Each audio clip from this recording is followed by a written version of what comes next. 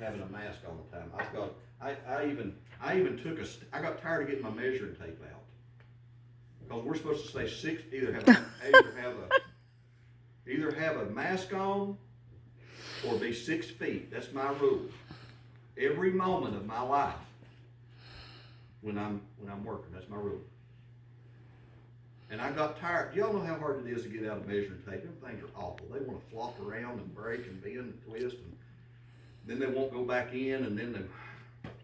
So I got me a 6-foot stick. So I walk around with a stick. And I'll make a circle just like this right here. It sounds funny, but it's plague. It feels awful to have to worry about that.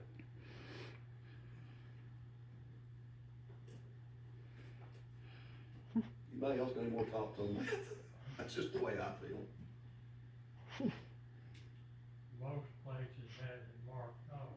That's, That helps. I've got a sticker that I've got to stand on. If that's not a plague, for me, if that's not a plague, I don't know what a plague is. Stand right there and don't move.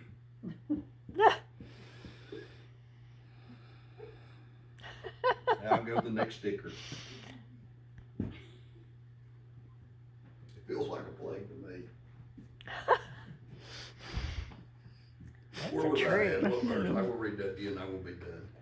Let us hold fast, verse 23, the profession of our faith without wavering, for he is faithful that promised. And let us consider one another and provoke unto love and to good works, and not forsaking the assembly of ourselves together as the manner of some, but exhorting one another, so much the more as we see the day approaching. Don't discourage anybody. Exhort them, it says. Wherefore, I've jumped into 12, and I'm going to read this one verse. 12:1, Hebrews 12:1. Wherefore, seeing we also are compassed or surrounded about with so great a cloud of witnesses, let us lay aside every weight and the sin that does so easily beset us, and let us run with patience the race that is set before us. Amen. Amen. Let us run our race with patience, provoking one another to good works, encouraging one another as we go along.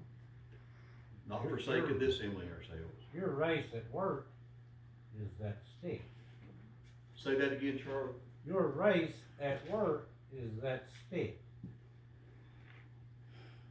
You got two options. You either do what the stick says or you don't. Right. And if you don't and you get the virus, you're gonna say, man, I wish I'd have had that stick. I wish I'd paid attention to that stick. Yeah. That preached Charlie, won't it? Yeah. So that is something that would really beset you.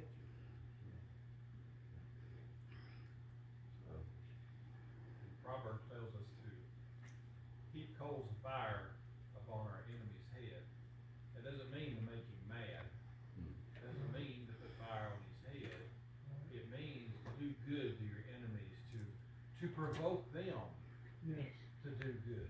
yes. Amen. A lot of people use the heaping coals of fire to make somebody mad because they're your enemy or they've done something against you, but no, it means to continue doing good things toward them, to encourage them and provoke them to do good things. And I had a thought about your stick. My stick, every time I get up at work and turn my circle, my bus tries to run off the road.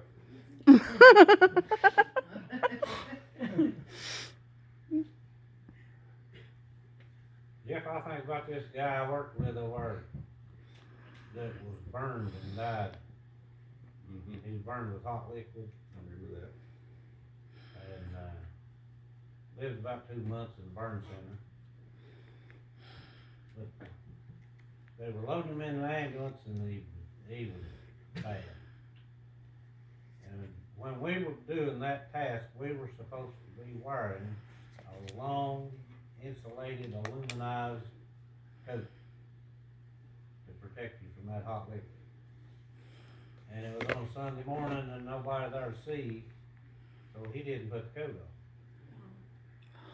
and something happened, and he got struck with 850-degree liquid that was under 120 pounds pressure, Oh my word.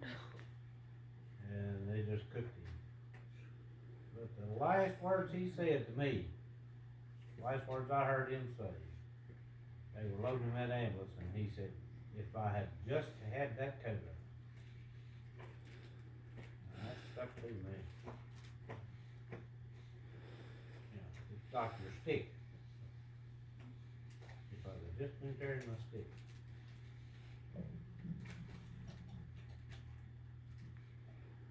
Alright, anybody got anything else?